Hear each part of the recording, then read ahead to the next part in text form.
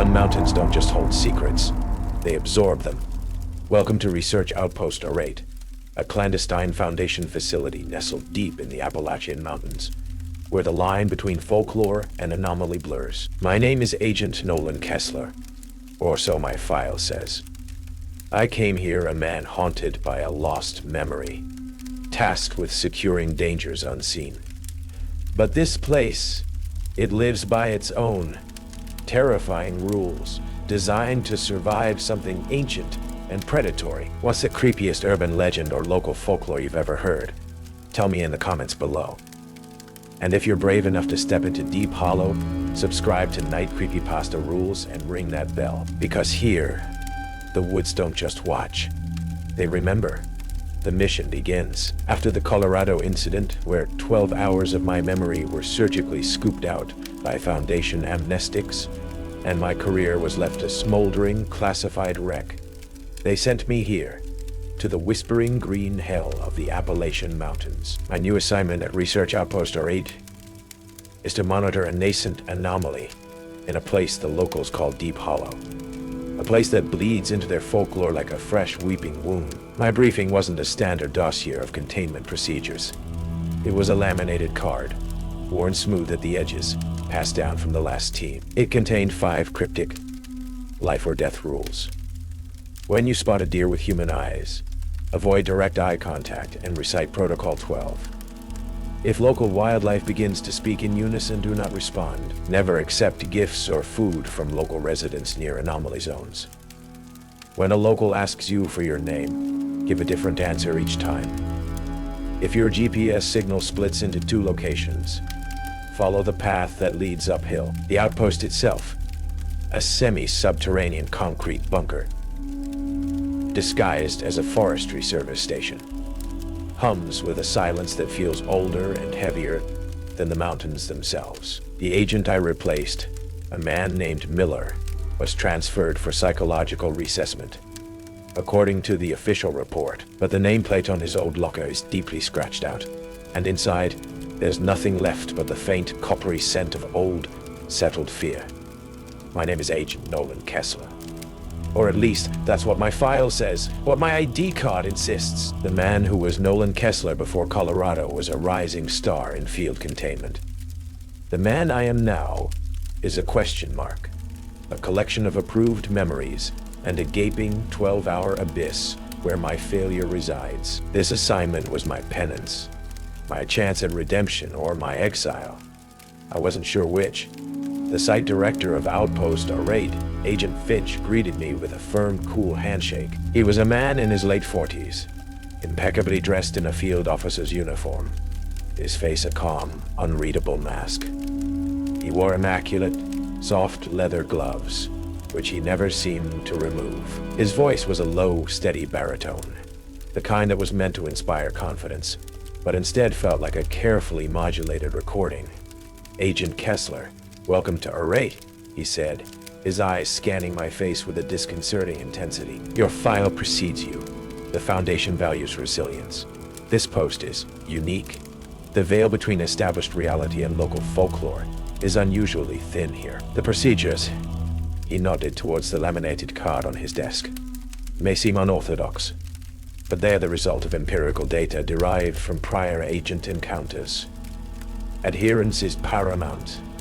My new partner was Agent Callahan Red. He was everything I wasn't anymore. Young, sharp, and radiating a cocky confidence that hadn't yet been sandblasted away by a containment breach. He greeted me with a grin that was a little too wide. Kessler, heard you were coming. Don't worry. I'll keep the spooky critters from getting you. They say these woods are more ancient than sin itself. Our first field survey was a simple perimeter check, a task designed to familiarize me with the terrain and the equipment. We left the sterile concrete of the outpost and were immediately swallowed by the woods. The air was thick and humid, smelling of damp earth, decaying leaves, and the sweet cloying scent of rhododendron. The silence was absolute, the canopy of ancient trees so dense it seemed to suffocate all sound. It wasn't a peaceful quiet. It was a listening quiet, We were checking a seismic sensor near a small mossy clearing when I saw it. A small black cat with intelligent green eyes and a ragged, missing left ear. It sat on a fallen log, watching us with an unnerving stillness, not like an animal, but like a supervisor. It was, according to the Outpost Anomaly Manifest, SCP Agent, a Euclid-class entity of indeterminate origin, colloquially known as the Familiar. Its containment procedure was simple. Subject is to be allowed free roam of the outpost and its immediate surroundings. Do not attempt to engage or contain. Observe and report any unusual behavior. Callahan whistled at it. "Hey, kitty, lost an ear in a bar fight?" The cat ignored him, its gaze fixed on me. It gave a slow, deliberate blink, then vanished back into the undergrowth, as silently as it had appeared. "Charming local wildlife," Callahan muttered. We continued towards the edge of the clearing, and that's when we saw the deer. It was a beautiful white-tailed dew, standing motionless at the tree line, not 50 yards away. It was perfect. A picture of natural grace, except for one screamingly impossible detail. Its eyes. They were not the wide, black, vacant orbs of a deer. They were a startling, intelligent, and deeply human shade of blue. They were sad eyes, weary eyes, and they were fixed directly on us. Rule #1. When you spot a deer with human eyes, avoid direct eye contact and recite Protocol 12. My training, the ingrained discipline of the Foundation, slammed into place. I immediately dropped my gaze to the moss at my feet, my heart hammering against my ribs. "Callahan, avert your eyes." "Now," I said, my voice low and steady. "What? It's just a deer, Kessler," he started to say, his voice full of casual disbelief. "Now," I snapped. I could feel him hesitate beside me. I began the recitation under my breath, the nonsensical code words a desperate mantra, against the wrongness of it all. Alpha Tango 7 Ninner, Heliotrope, Keystone, Valence, 009er. It was a decognitive sequence, designed to break a potential mimetic or psychic link. After a few agonizing seconds, I heard Callahan mutter, "Geez. Okay." He had looked away, but he had stared for a second too long. I could feel it. The air around us felt colder, the silence deeper. When I finally risked a glance back at the tree line, the deer was gone. But the feeling of being watched, of having been seen and weighed by something ancient and sorrowful, remained, a cold stain on the oppressive afternoon quiet. The encounter with the human-eyed deer left a lingering psychic residue. Callahan laughed it off, calling it a trick of the light, a hillbilly hallucination, but his laughter was brittle, his usual cocksure grin a little too tight at the edges. He was shaken. Back at the outpost, I filed the report, detailing the event and our adherence to Protocol 12. Finch read it, his gloved hands perfectly still on his desk, and nodded slowly. "Standard anomalous fauna encounter, Kessler. Well handled." His calmness was more unsettling than any alarm would have been. The next day, Finch assigned us to a sensor calibration grid deep in a section of the forest known as Whispering Ridge. The name was apt. A constant, low breeze sighed through the towering pines, carrying with it what sounded like faint, sibilant whispers, words that were always just on the edge of comprehension. We were working on a malfunctioning acoustic sensor when it began. A single chickadee started to sing. Then another joined in, then a third, and soon the entire canopy was alive with their chirping. But it wasn't a random chorus. It was a melody, a complex, harmonized, and utterly impossible melody. Then the chirps began to resolve into phonemes, the birdsong twisting into a clear, melodic, and unified question that echoed through the entire forest, seeming to come from every direction at once. "What is your name, traveler?" The voice was a multitude, a choir of birds and rustling leaves and creaking branches, all speaking as one. It was beautiful, and it was profoundly, fundamentally wrong. Rule #2. If local wildlife begins to speak in unison, do not respond. I froze, my hands stilling on the sensor casing. Every muscle tensed. I focused on the ground, on the feeling of my boots, on the damp earth, on the metallic tang of the air. I made myself a stone. Beside me, Callahan let out a nervous, shaky laugh. Okay, that's new. They've got talking birds now. He was trying to deflect, to wrap the terror in a blanket of sarcasm.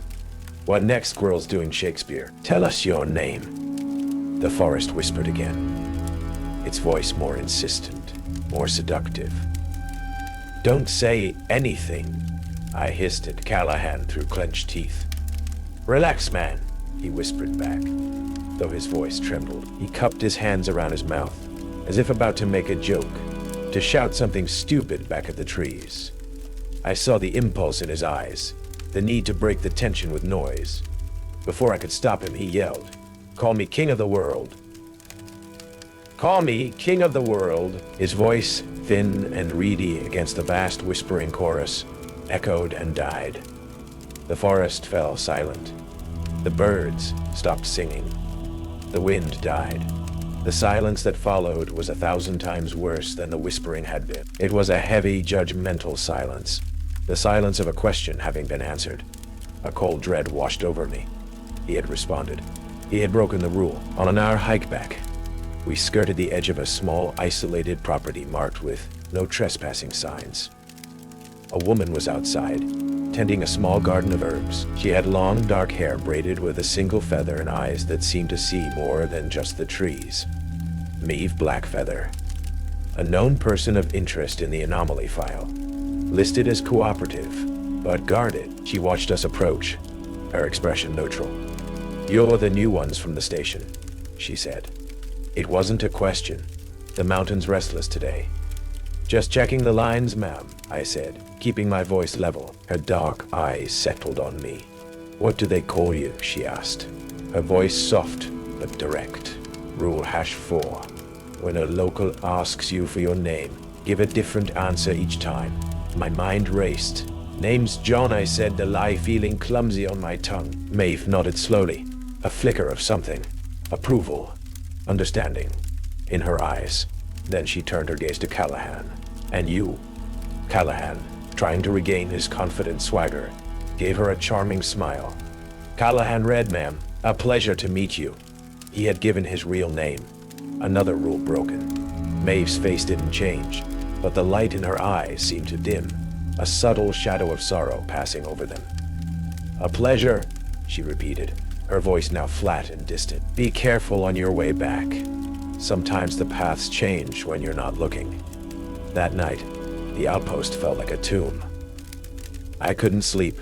The memory of the whispering woods and Maeve's sad eyes were playing in my mind. At around 300, I was jolted by a sudden, profound silence.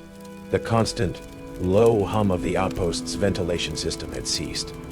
I got up, a feeling of deep unease settling over me. I checked Callahan's bunk. It was empty. The sheets were cold. He was gone. A frantic, quiet search of the small outpost yielded nothing. He had vanished without a sound. The disappearance of Agent Callahan sent a ripple of cold, controlled alarm through the outpost. Finch, his face an unreadable mask of professional concern, immediately organized a formal search grid. "Agent Red is a trained operative," he said in the pre-dawn briefing, his voice a calm, steadying anchor in a sea of rising panic. "He knows survival protocol. We will find him." But his eyes, as they met mine, held a strange assessing quality, as if he were more interested in my reaction to the situation than the situation itself. He assigned me to a solo search sector, a deep ravine to the northwest. "You have the most recent field experience with him, Kessler. You might notice something we'd miss." It was logical, and it was also a perfect way to isolate me. As I headed out, the sun a weak, watery light through the thick canopy, my Foundation-issued GPS unit began to act erratically. The screen flickered, and then my position A single blinking dot, split into two. Two Nolan Kesslers. Two identical waypoints, diverging. One path led downhill, deeper into the dark, foggy ravine the locals called No Man's Sorrow. The other path forked sharply, leading uphill towards a high, wind-swept ridge. Rule #5. If your GPS signal splits into two locations, follow the path that leads uphill. My heart pounded. This wasn't a glitch. This was a test, a choice presented by the anomaly itself. The path downhill felt inviting. It promised answers, a straight line into the heart of the mystery. The uphill path was steep, difficult, illogical. I hesitated for only a moment, the words on the laminated card burning in my mind. I chose the illogical. I chose the rule. I started climbing. The hike was a grueling, pointless exercise. I found no tracks, no broken branches, no sign of Callahan. It felt like the mountain was leading me on a wild goose chase. Defeated and exhausted, I returned to the outpost as dusk was falling, and Callahan was there. He was sitting in the mess hall, calmly drinking a cup of coffee. He looked up as I entered, a faint, placid smile on his face. "Hey man," got myself turned around down there. My GPS must have been on the fritz. Ended up walking in a circle for hours. He looked fine, unharmed. His uniform was clean, not a scratch on him, but it wasn't him. I knew it instantly, with a certainty that was as cold and hard as the concrete floor. The cocky, energetic swagger was gone. The restless light in his eyes had been extinguished. He was perfectly calm, perfectly composed, perfectly empty. The black cat with the missing ear, which had been curled on a chair in the corner, hissed the moment Callahan spoke, its fur standing on end. It bolted from the room as if fleeing a fire. "Glad you're back, Agent Red," Finch said, placing a gloved hand on Callahan's shoulder. His expression was one of paternal relief, but his eyes were locked on me, gauging my reaction. I played along, my own face a mask of weary relief. "Good to have you back, Cal." Had us worried. But inside, a cold, terrified part of my mind was screaming. I had a new partner, and it was wearing my old partner's face. That night, I locked myself in my quarters and began my own investigation. I secretly contacted Dr. Sylvia Albright, the brilliant, staunchly rationalist researcher assigned to R-8, who worked remotely from the secure servers at Site-19. I sent her my encrypted field notes, the audio file of the whispering birds, and a detailed report on Callahan's disappearance and reappearance. I knew she'd dismiss the folklore, but she wouldn't dismiss the hard data. While waiting for her reply, I reviewed my body cam footage from the search. I slowed it down, enhanced it, watching the moment I returned to the outpost and saw the new Callahan. And then I saw it, a detail so small, so insignificant, it was utterly horrifying. As he walked across the dusty floor of the mess hall, his boots, clean and unscuffed, left no discernible footprints. He moved over the ground without leaving a trace. He was a ghost in a stolen body. The knowledge that I was living with a hollow copy of my partner was a slow-acting poison, turning the sterile outpost into a claustrophobic trap. Every conversation with the new Callahan was a performance, a tight-wire act of feigned normalcy. He was a perfect mimic, recalling past jokes and shared experiences. But there was no life behind the words, no spark in his eyes. He was a recording. I knew I needed more than data. I needed lore. I needed context. Under the pretext of running a wider perimeter check, I made my way back to Maeve Blackfeather's small property. The black cat, my silent, one-eared shadow, followed me at a distance. I found Maeve chopping firewood, the rhythmic thud of her axe the only sound in the quiet woods. She stopped as I approached, her eyes wary. "Back again, John," she said, the name a clear test. "Just had some questions about the area, ma'am," I said, my voice steady. I bought a bundle of dried herbs I didn't need, a small offering for her time. The old stories my grandfather used to tell them, about people getting lost up here. Maeve's gaze softened almost imperceptibly. She leaned against her axe. The stories aren't for outsiders. But you listen to the mountain. Not many do.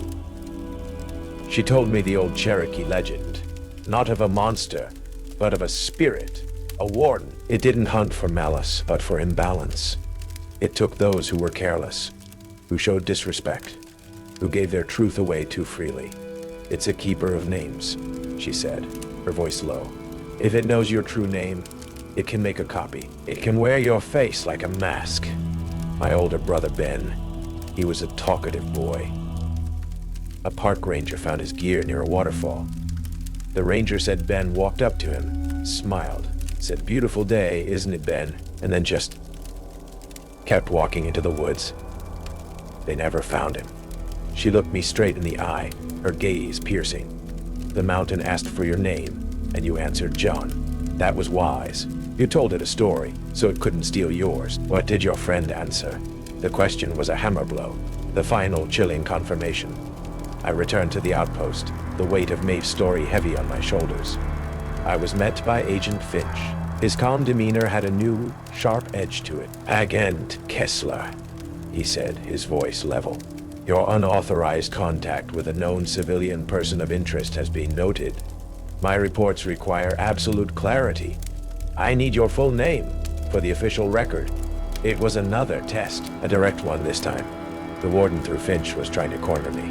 "My file states my name is Nolan Kessler, sir," I replied, my own voice a perfect imitation of Foundation protocol.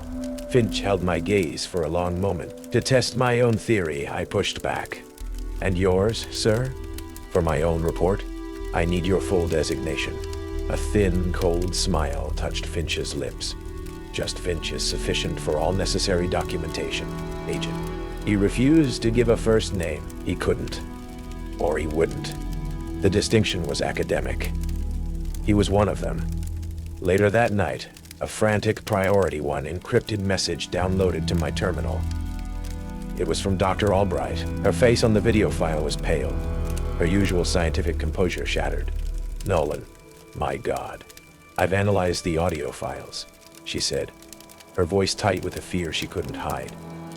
"The bird song, it's not just mimicry. It's a complex, multi-layered signal that resonates with the listener's own neural pathways. It's a psychic key designed to unlock a person's concept of self. I cross-referenced the voice print from your conversation with Callahan after he reappeared. It's a perfect match to his pre-disappearance recordings. But the underlying neurological signal, the bioacoustic signature behind the words, Nolan, it's flat. Dead. It's like a recording being played through a human speaker. There's nothing behind his eyes. Get out of there, Nolan. This isn't an anomaly you can contain. Get out now." The message ended abruptly. A new file immediately started to play. It was another video log from Albright, time-stamped just minutes later. She was looking off-screen, a look of profound confusion on her face. "Finch," she said, "what are you doing at Site 19? Your transfer wasn't scheduled for." The feed cut to black. The line went dead. The warden's reach was far longer than I had ever imagined. The silence that followed Albright's final, severed transmission was the loudest sound I had ever heard. It was the sound of my last link to the sane, rational world being cut. Finch wasn't just here, he was at Site 19, or a copy of him was. The warden's reach was not confined to these misty woods. It was a contagion spreading through the Foundation itself.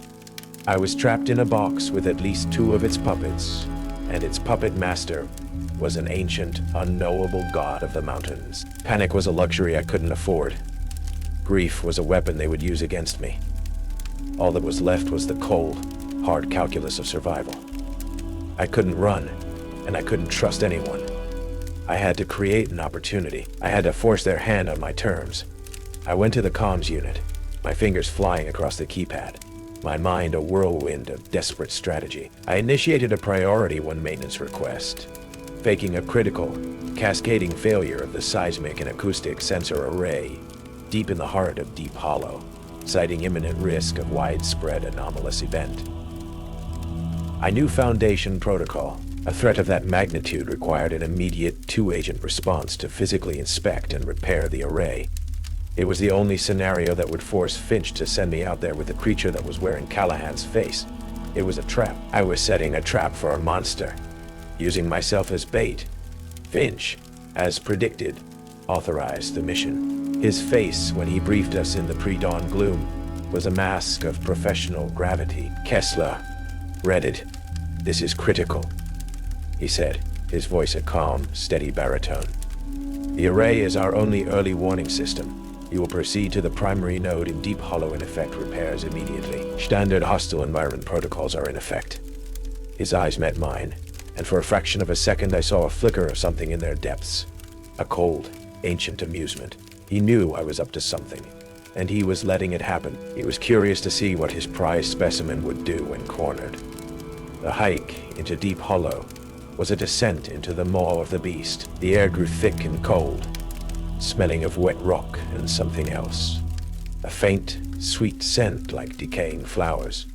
The new Callahan walked beside me, his movements perfectly human, his silence now feeling less empty and more predatory. He was a walking, breathing trap, waiting for me to make a mistake. We reached the primary sensor node, a cluster of stainless steel equipment nestled in a mossy, rock-strewn glen. This was the place, the heart of the anomaly. "All right, Cal," I said, my voice deliberately casual as I knelt by the main panel. "Pop open the access panel on the secondary relay. I need you to check the power couplings."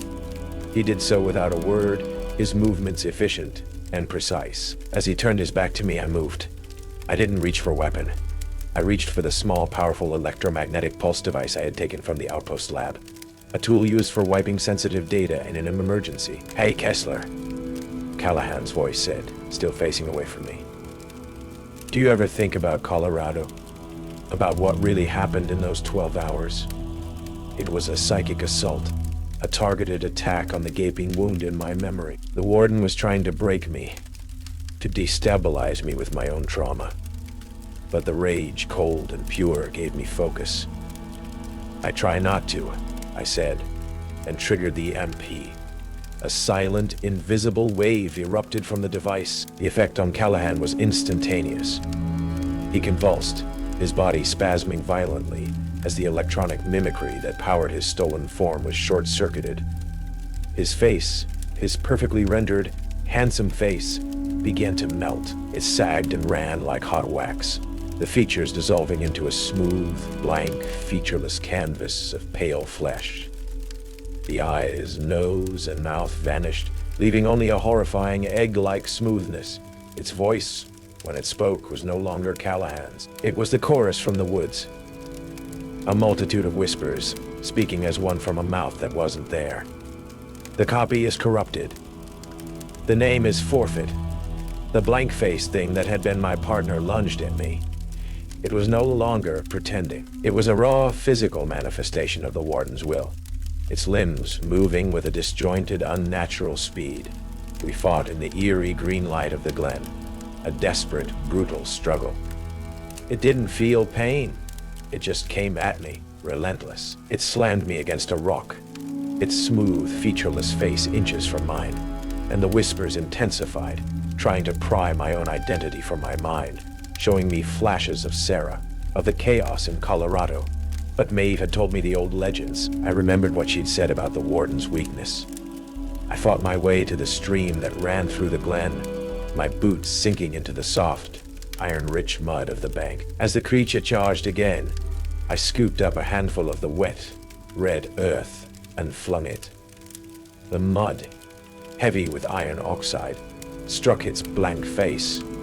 It shrieked, a sound of 1,000 tearing voices, and stumbled back as if struck by lightning. The iron, a fundamental element of the earth, was anathema to this entity of stolen identity and memory. Its form flickered and dissolved, not into dust, but into a swarm of whispering leaves and mist that were instantly carried away on the wind. It was gone. I had decommissioned the Callahan mask. Breathing heavily, bruised and battered, I raced back to the outpost. The victory was hollow.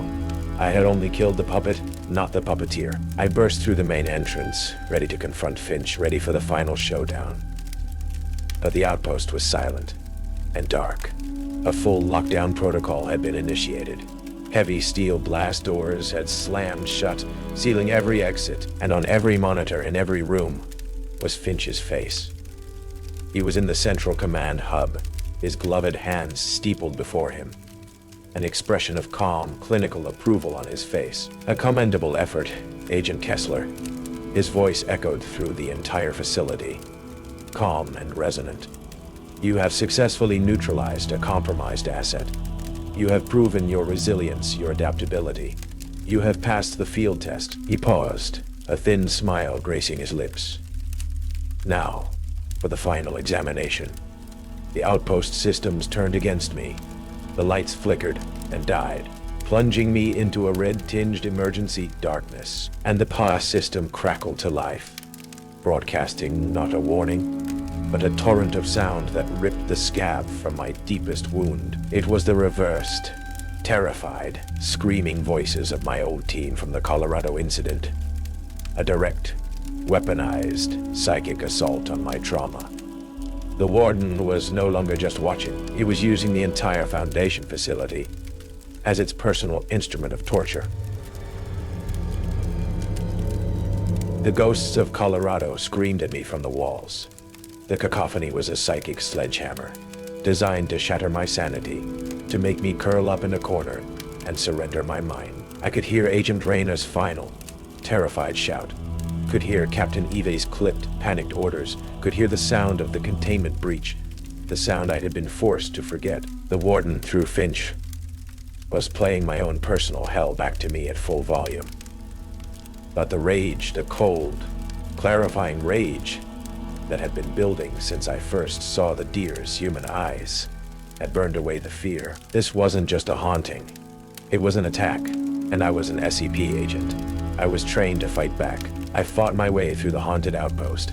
The building itself was now the anomaly. Doors would lock as I approached, forcing me to find alternate routes through dark, cramped service tunnels. The fire suppression system would trigger in empty corridors, drenching me in a sudden, icy downpour of halon gas. The black cat, my one-eared familiar, became my guide.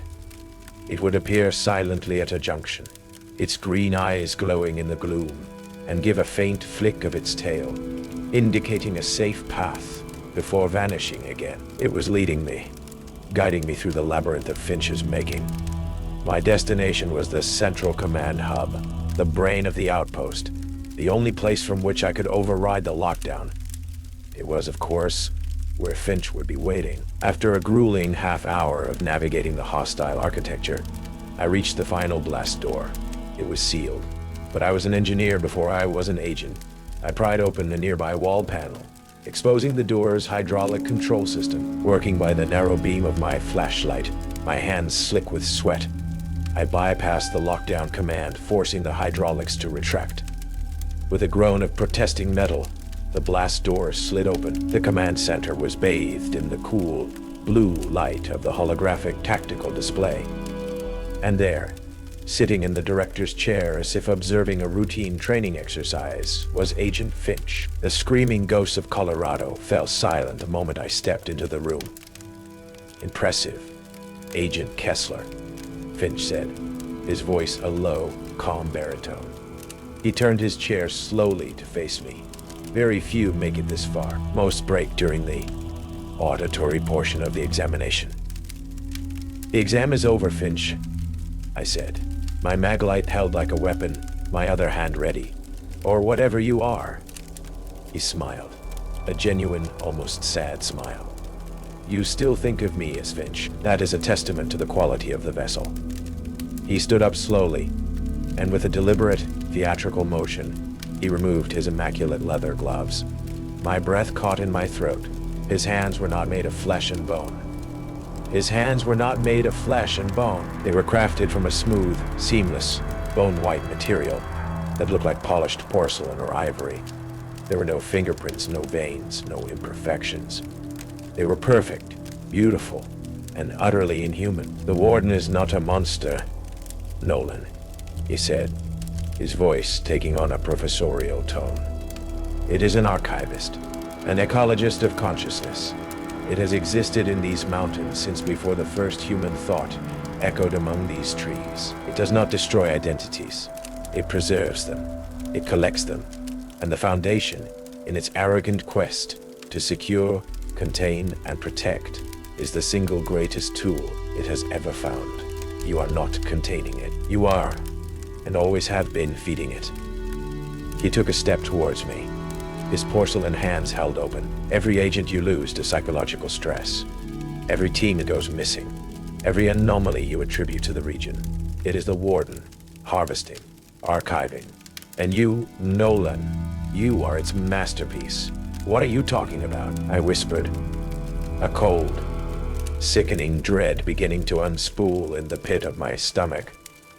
The Colorado incident. Finch said softly, his voice full of a terrible, gentle pity. The containment breach. You weren't the sole survivor. There were no survivors. The agent whose memories you cherish, whose guilt you carry. He died with the rest of them. You, Nolan, were the Warden's first successful long-range replacement. A perfect blank slate, imprinted with the archived memories and personality of a dead man, then deposited back into the field for the Foundation to rescue. He gestured to me, his inhuman hands open in a gesture of presentation. The amnestics didn't just remove 12 hours of your memory, Nolan. They wiped the slate clean. They prepared the vessel for a new imprint. For you. He looked at me, his eyes filled with the Warden's ancient, unknowable intelligence. So tell me, Agent Kessler, if the man whose life you think you're living is dead, then who or what are you? The world didn't shatter. It simply dissolved. My memories, my name, my guilt over Sarah's death, my shame from the Colorado incident, everything that constituted me became a flickering, questionable projection on a screen. Was I just a recording? A high-fidelity mask, so perfect that even I believed the illusion. Finch's revelation was the Warden's ultimate attack, a psychic killstroke designed to make me surrender my very sense of self, to willingly become the empty vessel he claimed I already was. I staggered back, my mind reeling, the foundations of my reality turning to sand. The Warden's whispers flooded my mind, not from the PA system, but from within, showing me the real Nolan Kessler's last, terrified moments, showing me my own birth in the ashes of that failure. Surrender, the whispers cooed. You are ours. You have always been ours. Accept your purpose. But as my identity crumbled, something else rose from the ashes. A cold, liberating clarity. If I wasn't Nolan Kessler, then his trauma wasn't mine. His grief wasn't mine. The gaping 12-hour wound in his memory was not my scar to bear. I was not the broken man who had been sent here to atone. I was something else. Something new. And I was free from the chains of a dead man's past. No, I said, my voice quiet but firm. I looked at the Finch mask, and for the first time, I saw it not as my superior, not as a monster, but as a flawed piece of software. You're wrong. You didn't archive him. You just copied him. The real Nolan Kessler's guilt, his pain. That's what you've been feeding on. But it's not mine, and I'm done letting you use it. This unexpected response, this acceptance and immediate rejection of the implanted trauma, caused a violent psychic backlash. The Finch mask recoiled as if struck. Its calm, composed face began to twitch, its porcelain skin cracking like fine china. The Warden could not process this outcome. Its greatest weapon, erasing identity, had failed because I had willingly let that identity go. Impossible. The Finch mask hissed, its voice glitching, fracturing into a chorus of other archived voices. The vessel must accept the imprint. This vessel is evicting its tenant, I snarled. The psychic feedback loop intensified. The Finch mask screamed, its body convulsing, its porcelain hands shattering into dust. It was an unstable paradox, a copy of a man whose identity I no longer claimed, and it was tearing itself apart. I didn't need to destroy it. My own self-actualization was the weapon, with a final agonized shriek that echoed with the voices of 100 stolen souls. The Finch mask collapsed, its form dissolving into a cloud of whispering dust that was quickly, silently drawn into the humming ventilation system. The Warden's primary interface was gone, the lockdown disengaged. The outpost returned to a state of humming, sterile silence. The entity, its connection to this place severed, its masterpiece ruined, had retreated. For now, the final scene is not in the mountains. It is weeks later, in a sterile white debriefing room in an undisclosed Foundation facility. I have recounted my entire story, every detail, every broken rule. My own report is now an SEAP file. My identity, my very existence, is the anomaly under review. Across the table from me sits the debriefer. It is Maeve Blackfeather.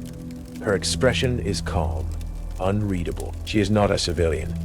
She is an asset, a consultant from a department of the Foundation I never knew existed. One that deals with folklore, belief, and the old rules as tangible forces. She looks at me, her dark eyes holding the wisdom of the mountains. "You've told us his story very well," she says, her voice soft. "You have all of Agent Nolan Kessler's memories, his skills, his sorrows. But there is one final protocol to verify your containment classification. To know what you are now." She leans forward, her gaze unwavering. "If you truly are the inheritor of Nolan Kessler's legacy, then what is my brother's true name?" I search the archives of my mind, the perfect, copied memories of a dead man. I find files on containment, on weapon schematics, on a wife named Sarah, but on the subject of a talkative boy named Ben Blackfeather, who told a stranger his name one too many times near a waterfall years ago. The file is empty. The memory isn't mine. It was never downloaded. I have no answer. The camera of my mind pulls back, leaving me sitting in that sterile white room, a perfect copy, a man forever trapped between the identity I remember and the horrifying, liberating truth of what I had become. The deep hollow Contagion has been contained, but the first infected subject had just walked out of the woods and back into the world. Deep Hollow leaves its mark, and Agent Nolan Kessler learned that some identities are merely echoes. The rules were a desperate guide, but the true horror was always far more insidious than containment. The Warden may have retreated, but its harvest continues. Seriously, if you didn't stay until the very end, you missed the final chilling revelation. The twist that redefines not just the anomaly, but the very identity of the survivor. The last few moments will shatter your perception of self. What do you think the Warden truly is? What was Dr. Albright's fate? Share your theories in the comments below.